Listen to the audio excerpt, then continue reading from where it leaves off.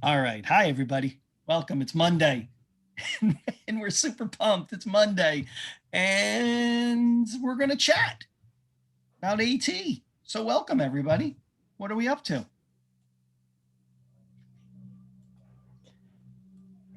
I was going to say, Beth and I presented our super awkward AOTA pre-recorded be in the chat, answer questions live but not live session.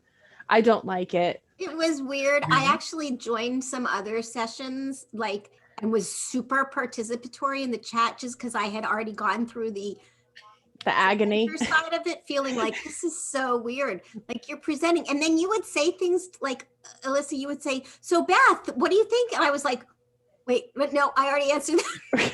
Because we recorded it, but we're there live during the initial playing of it and answering questions in the chat, like trying to engage people in the chat. And there was some engagement, but I don't like that method of presentation. No, Maybe I know, Kelly, you said it gets better, you get more used to it, or honestly, all I learned is I don't like that method, A, and B, I say a lot. Yeah. Mm-hmm. Yeah. I'm just curious, like, why do that? I won't go for the why I don't like it, because I don't. Why would you? Like, what's a pro? So Like, when I asked AOTA previous to this, well, what, I said I've been involved in other conferences. Their answer to me, which I find ironic now having done it, was that they wanted to make sure that there were no technology issues and everything was captioned and available. Now, that being said, I could buy that right away. Okay. So what we will say is that the captions were craptions. Okay. And they were auto-generated. The captions were craptions. They were auto-generated and not corrected. And when I reached out to the person in charge of the conference, essentially the answer was, we tried to get everything corrected, but we ran out of time. And this year was better than what we used in the fall. So that makes it okay. Okay, so we were better. But it was still completely not, like, it wasn't like every, like, one word every once in a while. I had to turn them off because it was already distracting enough to listen to me, but then to listen to me and see how crappy the captions were. Yeah. So I'm not done arguing. And unfortunately, this is my professional organization. This is AOTA. This is the first time I've ever presented for them because they've rejected every other presentation I put in for them. Wow. So I was very disappointed. Yeah, if you're going to go through the effort of making us record ahead of time, captions are corrected and it's really done well, then I'm okay with that if that's your plan. But if you're not going to give me anything that's much better than auto-generated captions anyway. These live Zoom captions that I'm seeing right now are far more accurate than whatever the captioning they were using there. And we specifically asked before we recorded, are you going to caption these? Otherwise, I would have left on Google Slides captions, which were far better. And they were like, yeah, we're going to caption it. Okay, great. Yeah, that is interesting. Like that, those kinds of why people are doing that. And I feel like maybe part of it was growing pains because they canceled last year's. They didn't switch to virtual. They canceled last year's completely. Well, it was right. It was, they canceled, like, I mean, it was supposed to be the end of March and it was right. Right. So like they didn't have the experience that other places did of having one last year. So then if you look at this year, I don't know. Yeah, and I can appreciate giving people the benefit of the doubt there, but just because they didn't have their conference last year, there's been a year of other conferences to see how you could do that. Mm-hmm. Not to pile on. I decided as a presenter, if they want it to be live, and this was actually sort of the second time that we had that. I had the same experience with CEC, but with far less live engagement, where I was on live with my premiere of my recorded session, but there was a live Q&A scheduled for it or whatever, but nobody really came. I mean, I think people viewed, I got data that people had viewed my session, but they weren't in when I was in the live Q&A. but I would rather have them use that, like have of us presented it live at that moment and then had recorded it and then have it be available. Like, it's great that they're making it available for another month. That's excellent. But yeah, a little weird. Yeah, it is weird, right? Wondering if it makes a difference if it's one person or the two of you together. Where for me doing it, that set up, you know what, when I did it the second time, it was less strange. I was just typing away to people in the chat box the whole time, and you know, adding to what I was saying. And so maybe it's the dynamic of having more than one person that makes it strange and uncomfortable. I think it was just, I mean, and it was fine. Like, I get it. It was better than it being totally not, like, at least you had an opportunity to interact with the people live, like as they're watching you. It was weird, just more like listening to yourself, like, Yeah. right? It would just not be my preferred method of professional development, either to attend or to give, I think. Yeah, and I think that's the problem I'm having with it, is that I don't see any benefit over, you're going to be there anyway. You were both there anyway. Why not just present it? Yeah, I think they were worried about technology and issues. Yeah. And I think I'm going to assume positively on their behalf Okay. that that's what their concern was. But So I I'm think doing that's a nice. presentation for ASHA that's similar to this, and I'm not sure if we're going to be like doing the live. Yeah, Kelly, you're doing it too, right? So I Yeah. don't know if it's going to be like if we're chatting back live. There is a chat time, but I don't think it's necessarily during our session. But I felt like the reason they wanted it all pre-recorded was to sort of have more control over it, because it's like we had to send them our slides, and like they wanted to just make sure the videos were going to work, and that anything that was copyright they could like blur out and stuff for when it was finally aired. Yeah. So that was just my take on it. And those Yeah, kind I of don't things understand too. about the chat for Asha either. And if it's anything like closing the gap, I mean, it just, Actually, Kelly, we might be together. oh, I really? think- yes. I think we are, because when they scheduled it, they said you're doing it with Kelly Fonner, and these are the dates she can do. And I said, sure. So now that I'm Surprise? remembering Sorry that my yeah. schedule imposed upon you. Oh, that's fine. so speaking of closing the gap, I saw their call for presentations come out. Are they doing the exact same thing this next year that they did last year? Like it's all virtual and pre-recorded, or does anybody know? The pre-conferences are live, and they are on a Thursday, Friday, Thursday, Friday. October. I love that your calendar is on the wall. And Yeah, my Your calendar office is that it's up space. there. 7, 8. Yeah. I like And that you called then it the wall. That is the ceiling she's looking at. That is not a wall. it's up there.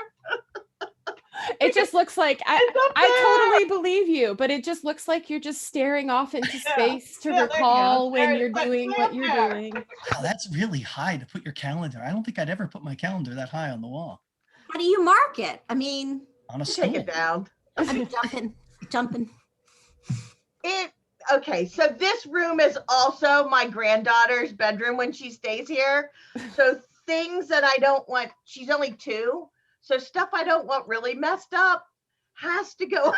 Has to go up. Totally get you. Yeah. You know. So the main part of closing the gap is Recorded. pre-recorded. But I have not heard whether or not they're going to do those 3 days of presenters get an hour. Yeah, see, that just makes me less inclined I'm to gonna want to say put in no. something to present. But I know that some people had good hour meetings. It's just that, like, when you're up against Karen Erickson, nobody comes to see you. Yeah, we're doing a pre-conference. Beth and I and Karen and Chris, we're doing a pre-conference on our book. Well, not just on our, it's not on our book. All right, it's not on our book. It's not. It shares the same our book. title as our book, but it's more. on strategy, inclusive strategies, Yes, thank which you. is also what our book happens to be about, But not on our book. Just but about. not It, on our book. but not even about our book. Just dancing It's around. going to be very cool. We kind of, the few people that came to our webinar kind of got a preview because it's going to be super interactive and we're excited to try some different things in a digital environment now that we've had a year's worth of experience with it. Yeah. And this should is be my fun. favorite format where you break a full day session into 2 parts. Yeah. I call this the consents layout because this is what consents used to be. You would have 2 or sometimes 3 days that you would spend 2 hours of the morning with the same presenter on the same topic. And then the rest of the day was our sessions. Now, Gap is doing it, 2 half days, but I like this format much better than a full day, especially Definitely online. for virtual, especially because it's Yeah. way too much time to be like zoned in. Yeah. Even, if you thought about how a in-person event might look similar to this, I agree. I love this idea of being able to walk away a little bit and kind of reflect and kind of and digest it a little, but then hit it right again the very next day. So it's not like, oh, I'm going to digest and reflect, but then, oh, I'm not going to see you for a couple of weeks, which is okay because you'll need a kickstart to remember. But that whole idea of I digest a little, I think about it, and then I come back the next day all kind of charged up and ready to keep talking about it, I think is exciting. I think it's fun.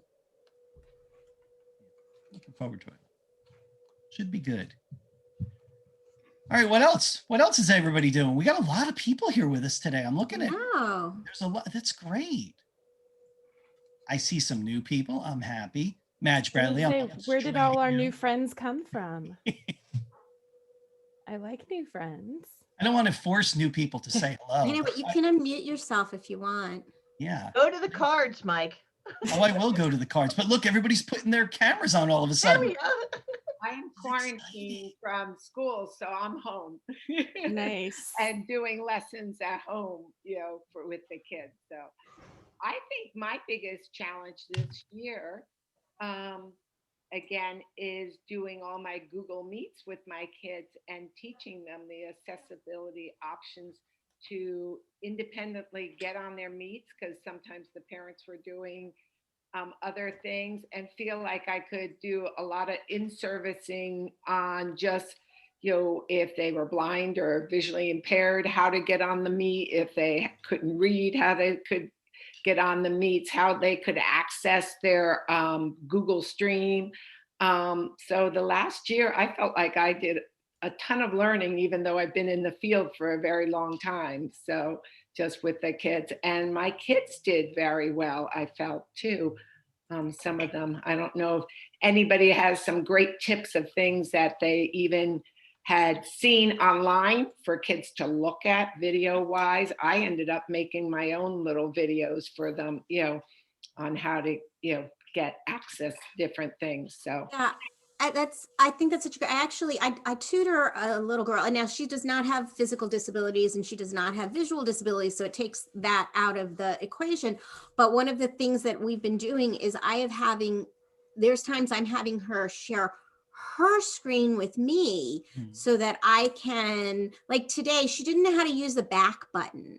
And so I was like, all right, I want you to look in the top, like at the top. Now I want you to look over this way. And then for me, it was figuring, I'm like, no, I'm pointing the wrong direction because it's like mirroring. But that it's been really helpful to have her share. She's figured out, she knows how to share her screen. So that's like one piece that's been overcome, is having her share her screen with me and go into some of the stuff that she's, so that it's a little bit, so that I'm getting to see, I'm coaching her through that instead of it being the other way around. Although I do share my screen a lot, and I also give her remote access a lot if there's things, so then we can both sort of have control. Like, I give her remote cursor access if I'm sharing my screen with her, which isn't possible defaultly in Google Meet. So that's one of those drawbacks. And there is a workaround. We just couldn't do it in our district that involves remote desktop that Eric Curtis put out a video on that I can put in the chat box. But for us, all of our teletherapy is through Google Meet. And what we did, instead of trying to, get the remote access, and we went, okay, how can we make it interactive, which is where we started pushing out a lot of Jamboard activities, which means they don't have to share their screen. We're doing slides or Jamboard activities where they're able to manipulate it on their end. and we can see what's happening without them having to share their screen. Yep. So that's where how we kind of compensated for the lack of interactiveness with the platform is just the ability to have them do Jamboard. Yeah, that's been huge. And Google Slides, Jamboard, Boom cards. you know, I anything. have that you teachers can that share. really like boom cards. Yes, we had a lot of people liking boom cards. The only problem is sometimes they weren't accessible Right. to my students. Right. I found the best thing that worked, and my IT person was not thrilled with me when I said, okay, we have a lot of old iPads. The kids had iPads, but we have a lot of old laptops. Can I get you to get these laptops going so they could have access the Meet on the screen? And then I was doing a lot of this where, you know, they would look at my iPad and I would teach them. And that I found was the absolute best way to do it, that they could see my screen, they had a screen, and they also had an iPad accessible to them because, you know, I had kids that knew VoiceOver and were trying to use that, but had never joined a Meet, you know. Right. So the combination of the two of them takes a little bit of like we do together before you can actually do it on your own kind of teaching. Yes. Yeah. Yeah, it does feel like a next level, right?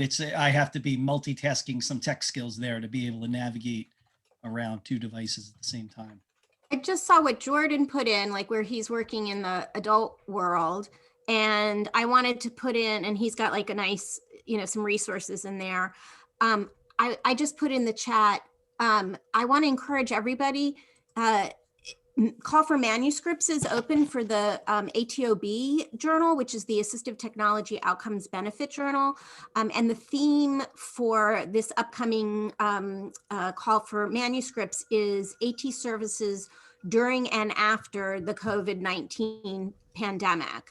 And it is Dave Eddyburn is going to be the guest editor for it, which is really cool.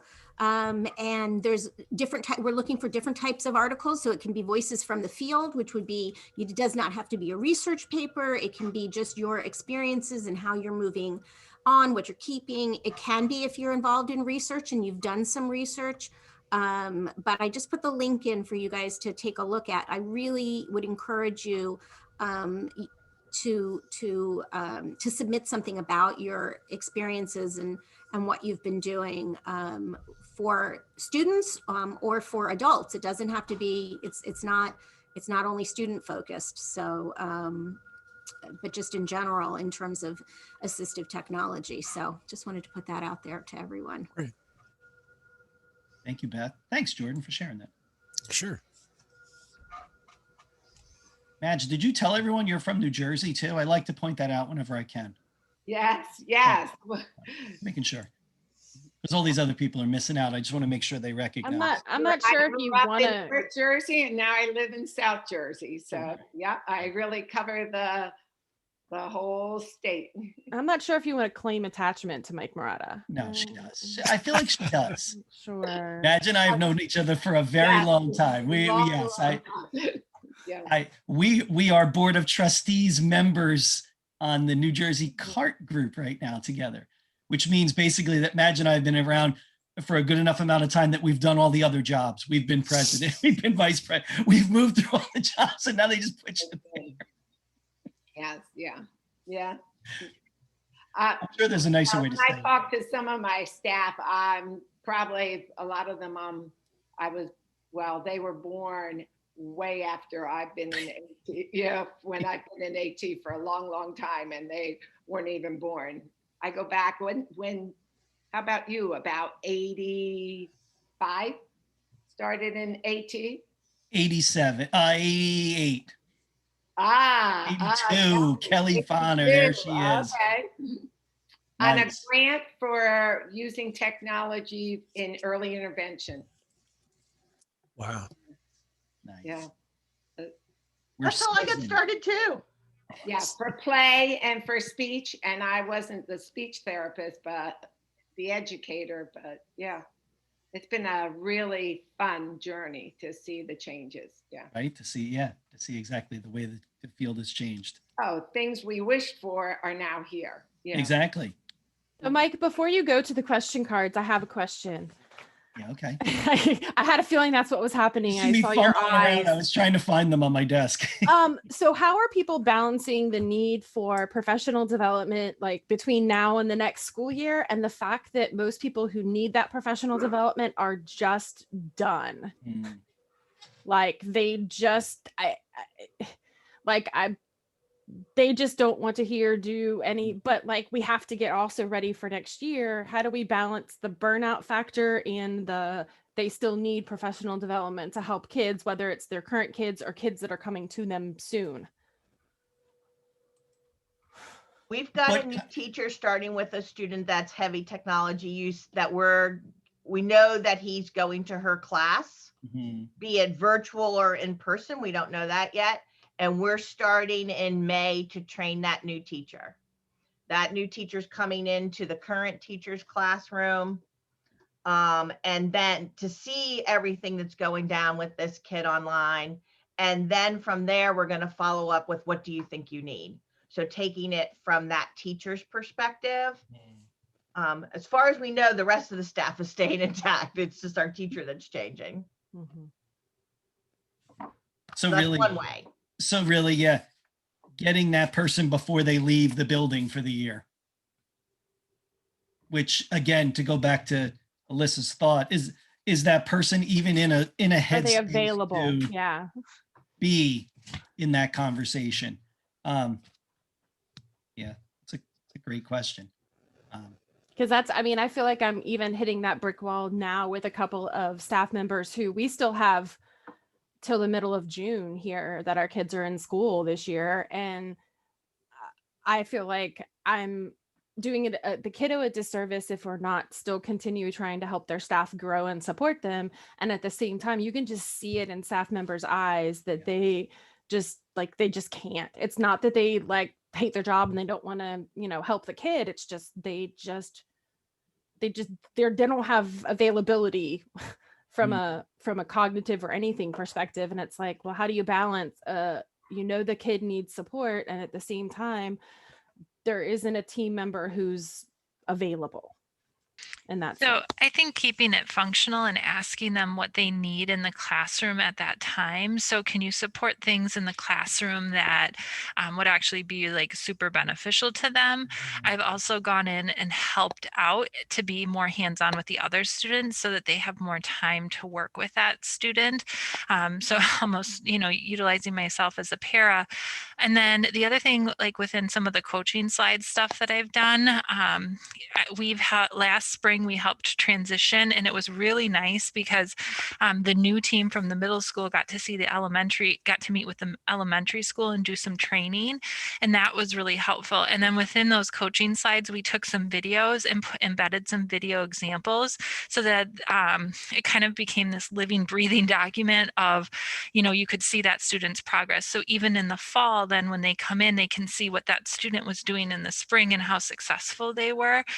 So I've kind of tackled it, and then within those coaching slides put in little bits, but very manageable bits. So like short, think like Sarah Gregory short videos, like 10 minutes or less of just trying to support and just working and identifying like that one skill that we're really going to work on, so it's not so overwhelming.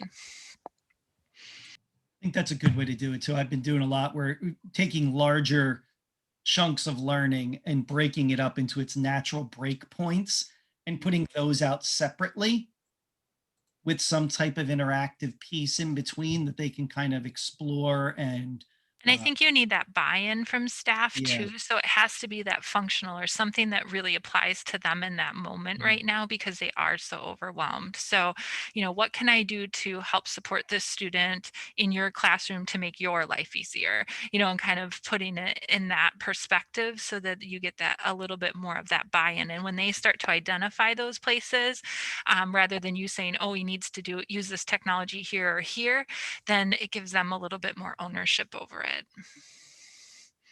Yeah, and I think having a real nice open conversation with them, because some people might not be ready to talk about things for next year because they just need to get through this one. And that's Right. where I'm seeing people Yeah. at.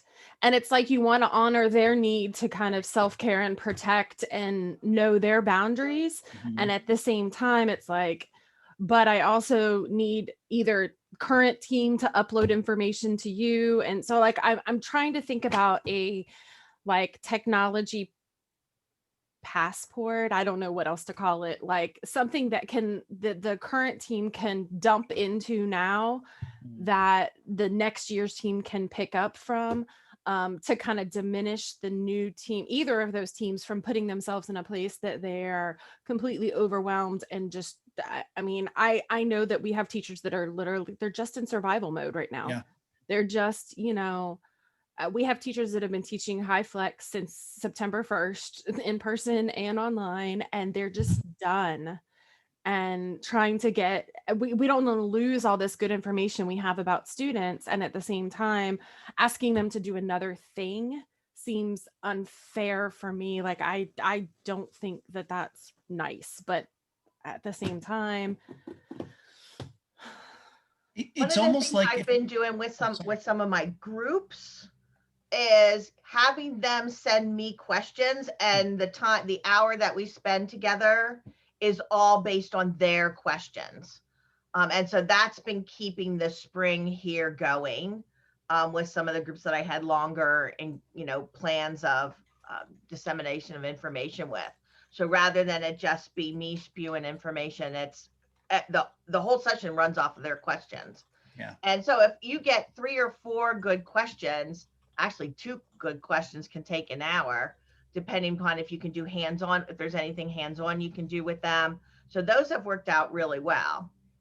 and 2 questions could lead to 3 other questions that they didn't even know. And then you suddenly have a very rich conversation. I was going to say something very similar to Kelly, is that start with questions to get the conversation rolling. And maybe it becomes, I'm trying to convince a group now to do more in Flipgrid. I haven't convinced them yet, but I thought the idea of it would be, tell me one great example of how it went this year with this tool. Tell me one great strategy you used that did not have technology. And I'm trying to hit them with these little short questions where if they would just give like a 30-second, a minute response, we could kind of push these together into something and maybe kind of piece them together into something that made more of a learning experience. But I'm not asking a lot of the current team in order to help the future God, team. I'm in this weird spot, is I don't want to, like you, Alyssa, I don't want to ask another team to spend a lot of time telling me about something for a team next year, because I know someone's going to say, because I can picture this person in my head right now, no one did that for me this year. And I know that person. Well, I think we've got that person and I just don't, like, where in my day do you expect? Because it's great Right. if we could get questions, but sometimes I can't get people to give me 30 minutes of their time, because the last thing they want to do is jump on another virtual Yes. call after they've been teaching high flex all day.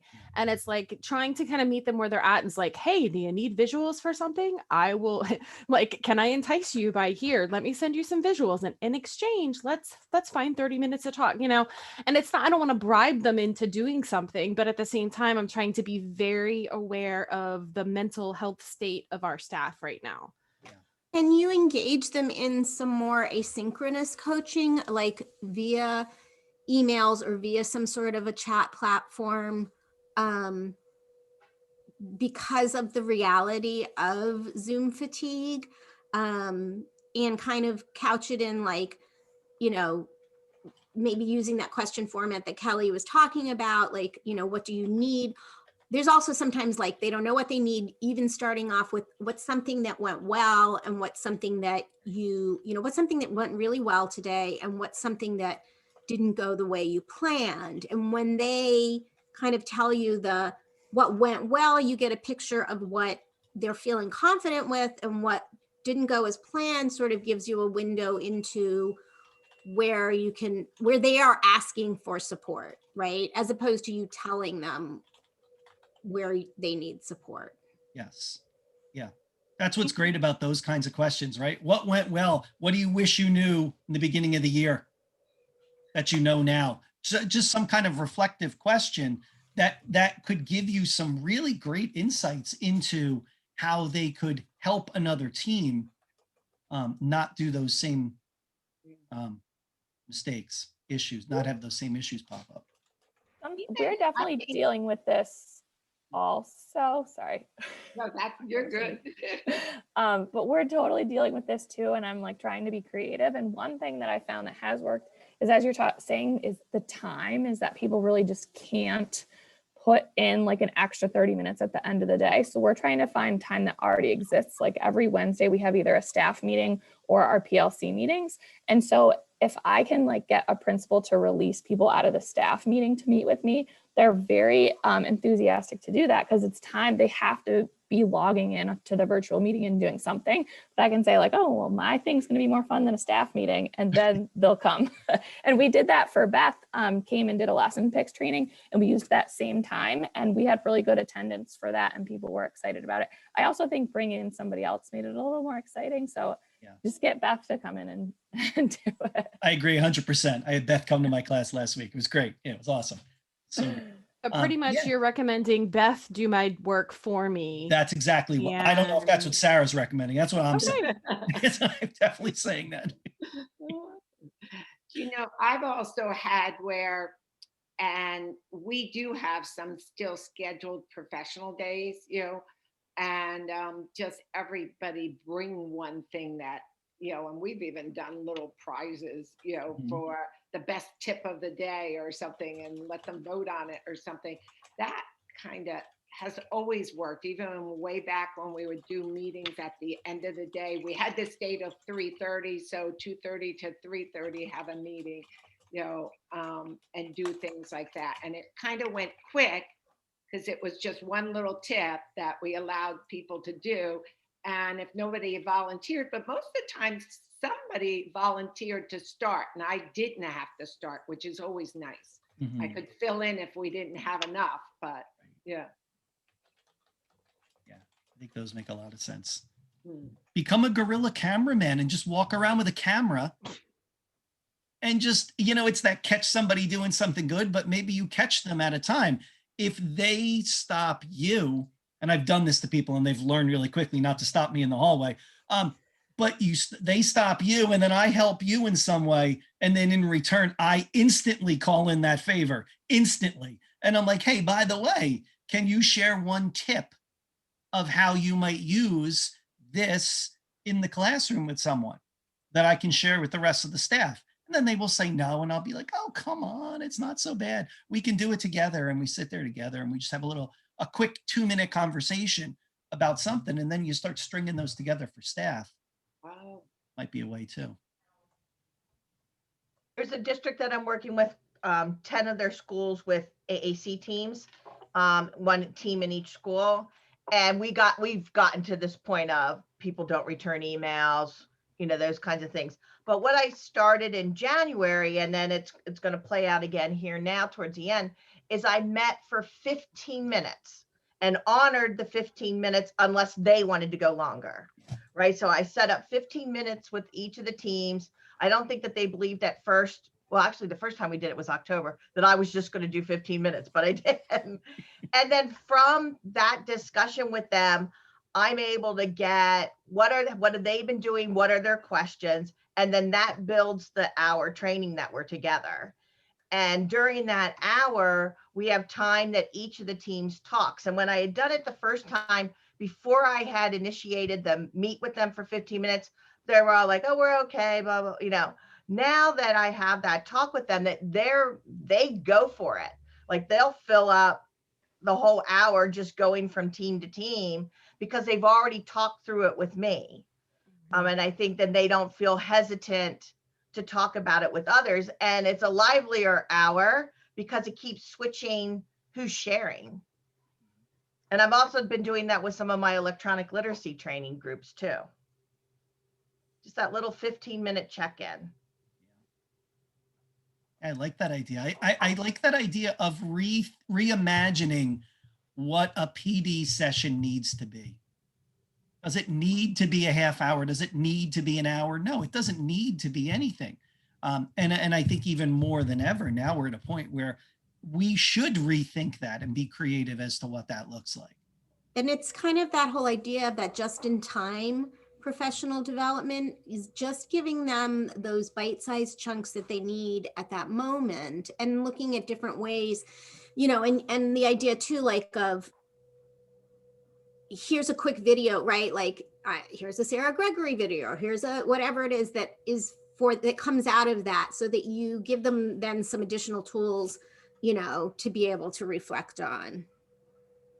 So my only comment to that would be make sure you're organizing those in some way, because I think people's inboxes are so crazy. So you start to send out like these little videos, but you can't find them when you need them then, because who really can watch them right when they get sent to them. So having some way to, like a shared Google Doc or something where you can drop those links in, I think is really important though too.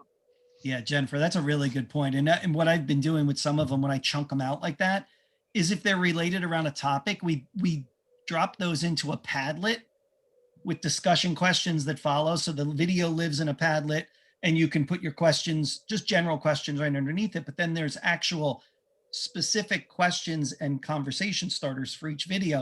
And then we just keep building that out over time.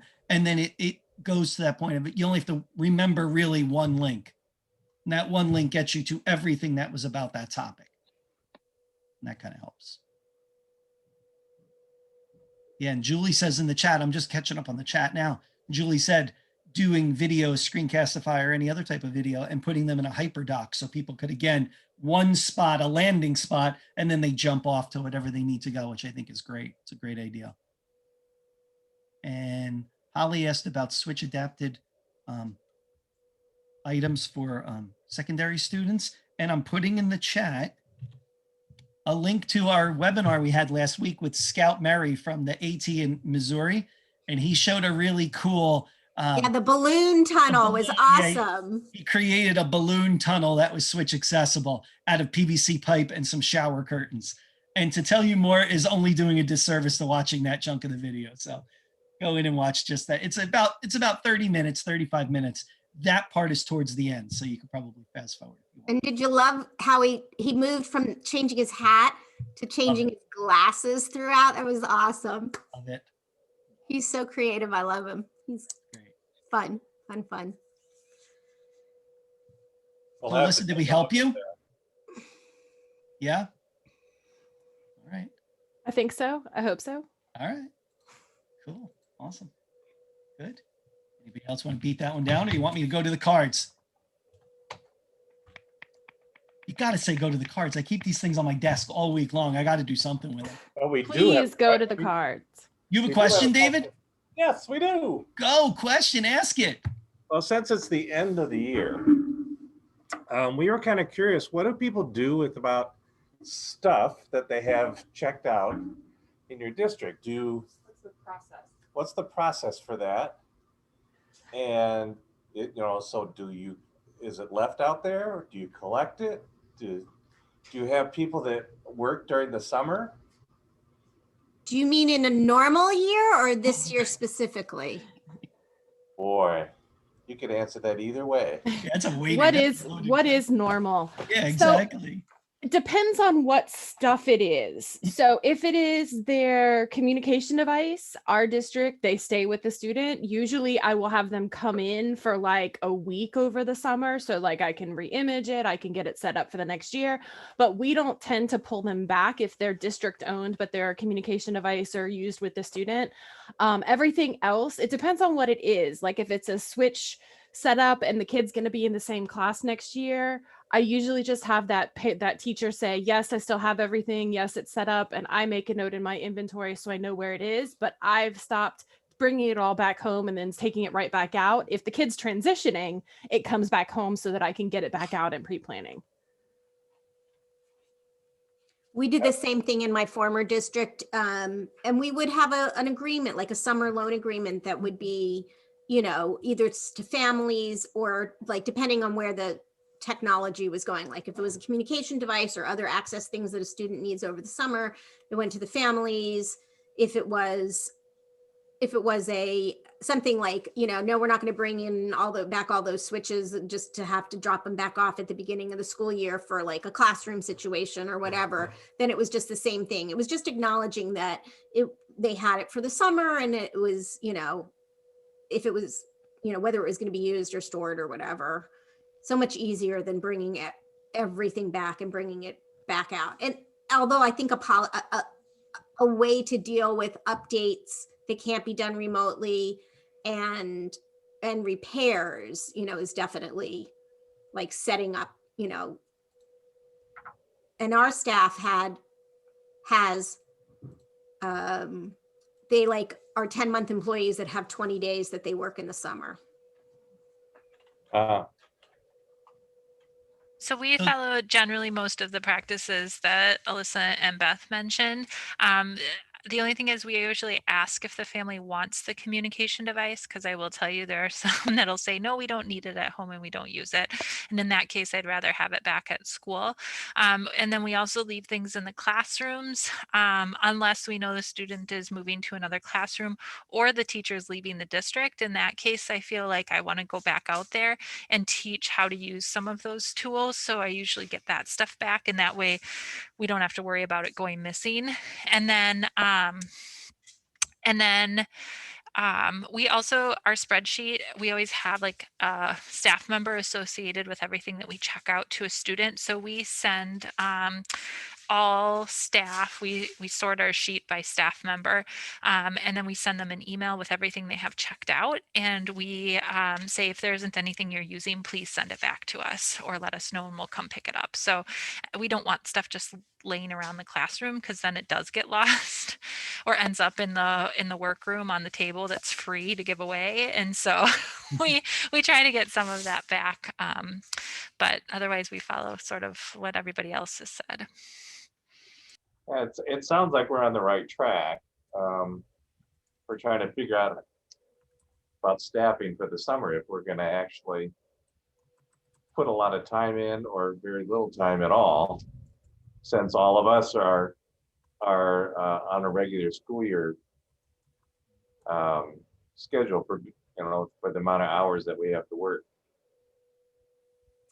It could be worth advocating that, because, and the reason that our staff got the additional 20 days in the summer, it was because of the need to support students during summer school programs and such. And so, it might be worth advocating, at least for the future, even if you can't have it allocated now, the need to have them be like ours. They were considered, staff at that level are considered 10-month plus 20, like it's a part of their job description. So it goes both ways. Like it if you were taking that job, you knew you had 20 days you had to work in the summer. And the flip side is you didn't have to worry about like doing the whole hiring process thing for summer hours and stuff like that. And it was just part of like everybody knew, like when I hired staff that way, it was, they knew there were 10 plus 20. That was it. And that's what mine ended up being without it being officially that contract. And I think I just prioritize what made the most sense to bring in. Again, we have schools that are under complete reconstruction right now. So they're on completely different campuses. And so those things came home unless I knew they were going with a student, because I didn't want them to walk. Yeah, I put that in the chat. If a school is being renovated, bring it in. Yeah. And then the only things I really left out were if it were going home with the student over after summer school, or I knew classroom was going to be in the same way with the same teacher next year, which then meant I didn't have to bring everything home. So you didn't need, 30 days to get that all figured out. It was prioritizing, and sometimes it was, I brought a box to the staff and said at the end of summer school, just put it all in this box and truck mail it to me. So I didn't have to go back out there, but it depends on what it is. And I just, in the very beginning of my role, we pulled everything home every summer, and it got to be a little too crazy. So only the things that really needed to be updated or reimaged and that weren't going home. And then every parent I said, hey, I'm totally fine with your communication device going home. I just need it for 1 week before school starts. And then we'd work out, like usually the family was going someplace for a week and they were like, here, you can just have it while we're gone. Or just, we worked with whatever week made most sense for the family so that I could update it and do what they needed to do. So hopefully that helps. Well, that's awesome. Thank you for all that. Welcome. Yeah, that's good stuff. Now's the perfect time to start thinking of that and coming up with the plan, so it's not, doesn't sneak up on you. That's awesome. Very good. All right, look at us. We got all this far and I didn't even go to the cards yet. You want one? Sure. I'll give you one. Pick a number. A small number. Don't go beyond like 10 or 12. 7. 7. 1, 2, 3, 4, 5, 6, 7. That's very random. Okay. I don't know if that's going to work, but I don't care. It's fun. So the card says, let's talk makers making change. I'll modify this a little bit to let's talk about makers in general.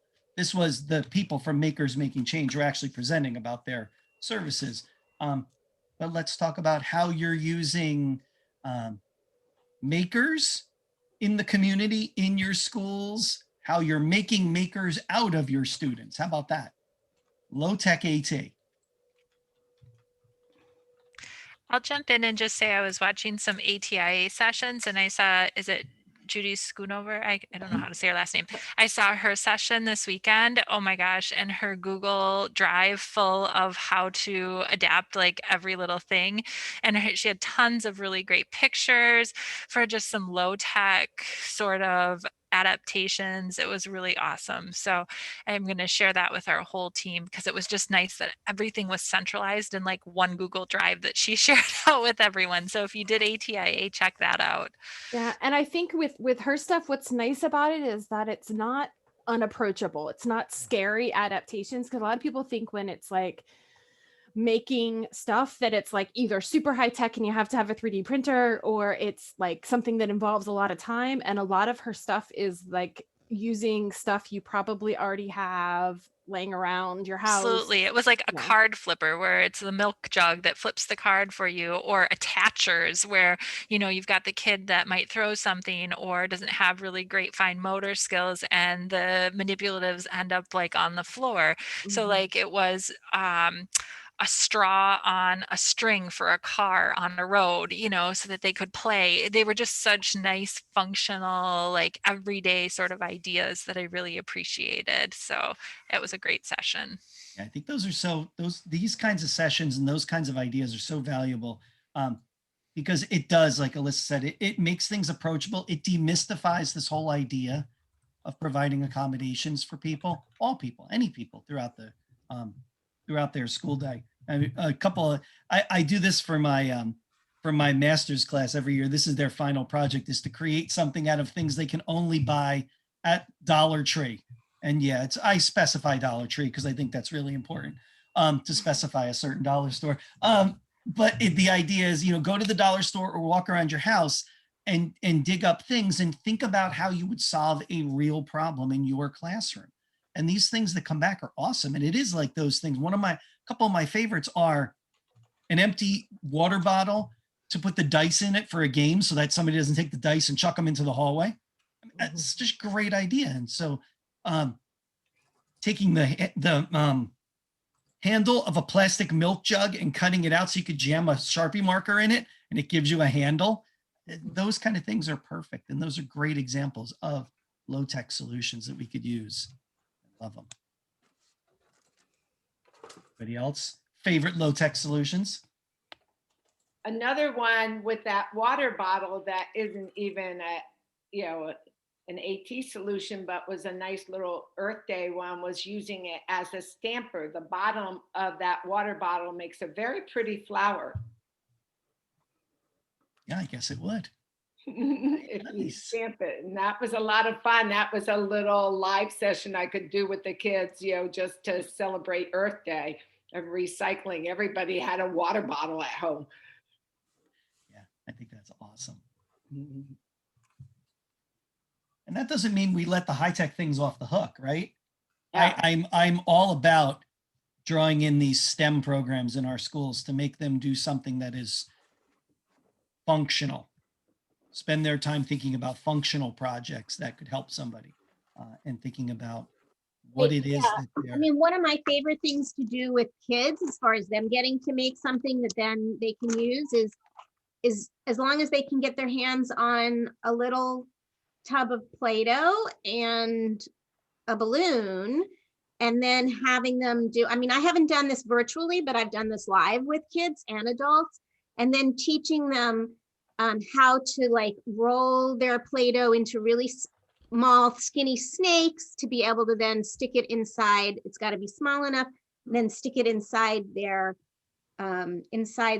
balloons so that they can get it, and then end up with a squishy, like a homemade squishy.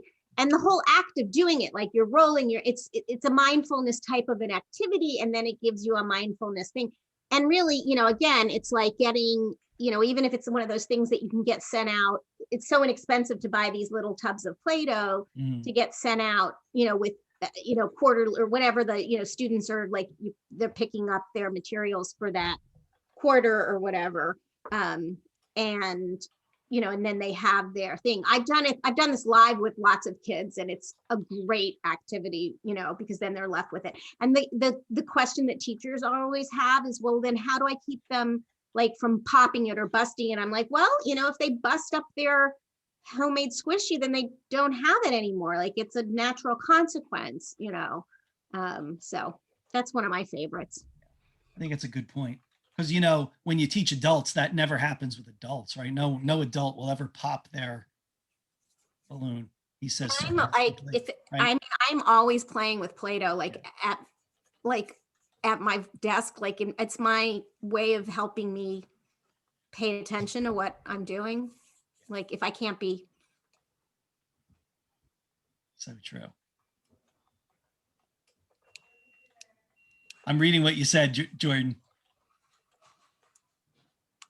That's perfect. So to replace the actual physical motion of snapping, you're going to make the click snap sound with her tongue. Yeah. I don't know if anybody on the call has ever seen a great UK group called Open Future Learning, but they're an advocacy group there, and they always have these great visuals that contrast people with disabilities and the rest of the world. And they had this one piece that showed this guy saying, you can't keep painting pictures of rainbows. You're 45. That's not age appropriate. And he says, well, you have model trains. Is that age appropriate? And they have all those kind of pieces that are just like a picture that make you think about, the contrast that anybody with a disability. They just had one the other day where I was upset. If you're upset and you throw a teapot against the wall, nobody will learn about that. But God forbid, if you're in adult services, that will be written down and memorialized in your documents that you are physically aggressive, and it'll stay with you the rest of your life. So very true. I dropped the link in the chat, Jordan. Yeah, it's great. Awesome. Thank you. That's good stuff. I love it. And I'm going to leave that one open, and I'm going to check that out in my next meeting I go to. Already checking out of my next meeting mentally and emotionally. So I'm already preparing. Oh, that's great. Awesome. All right, guys. Any last thoughts before we wrap up another week? I got to tell you, with the same topic before we wrap up, in talking to Scout last week when we did our webinar with him, after the webinar, we had a discussion about maybe following that up with some kind of other type of webinar. And we were talking about this idea of a low-tech AT, like a round table or like a panel discussion, where almost like you could bring ideas or problems and people would brainstorm solutions, or we could bring examples of things that people have created. So we're going to chat with them about that. It's on the list. You should get Bill Binko involved with that one. Oh, I will. Once I get something nailed down, don't worry. I'll squeeze myself into his time. I'll find a way to shoehorn myself into his day. I think that's perfect.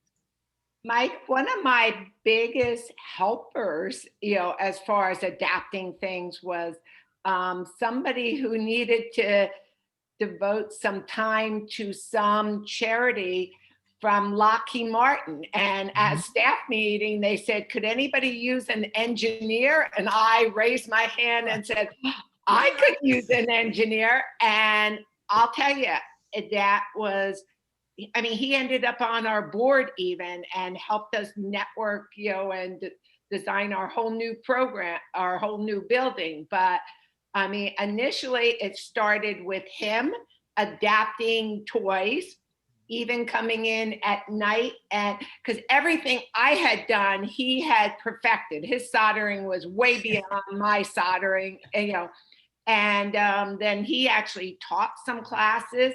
Then he liked carpentry. He actually made some toys for kids. And then, I mean, he was so good at teaching classes too, which he didn't even know he had that skill, you know, with us even working together.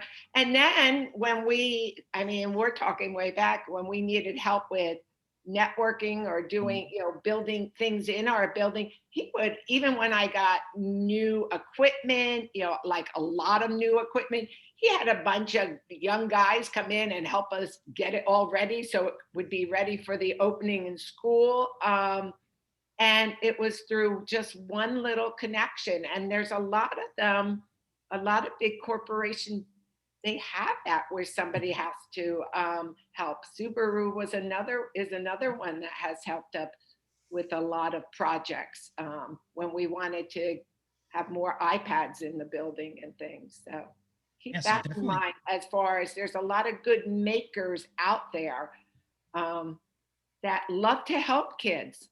Exactly. And that's not their profession. You know, it's in designing airplanes or something, you know. Yeah. Very happy. As an engineer, sorry, Jordan, I had to say, as an engineer, I like the engineer love we're finishing with. I'm happy about this. Go ahead, Jordan. I apologize. All about Mike. Just quickly, we have a sister ARC chapter up in Schenectady, New York. And the lady that does tech up there had this person contact them, a retired chemistry professor at a local college. And she says, is there any way to help? And she was saying, geez, you know, we really could use some apps that we could use with people. And this lady taught herself how to code in iOS. And now you now have 4 apps that are absolutely fantastic, very person-centered planning kind of things. And so you never know where interests are. Yeah, it's so true. Yeah, right. Cultivate those community connections for sure. Yep. Yeah, that's good. Well, that's a good positive end. I feel good about that. You don't anybody say anything. Don't say anything to mess. No, I'll be the one to mess it up if anything. So, all right. Any last thoughts before we go? Guys, it was wonderful as always. If you're around and you're on Twitter, join us Wednesday night for the chat at 8 Eastern. If not, we'll see you back here next Monday. And it's so nice to have some extra people on, new people. So yeah. Love it. Thank you, everybody. Talk to you soon. Have a good week. Nice.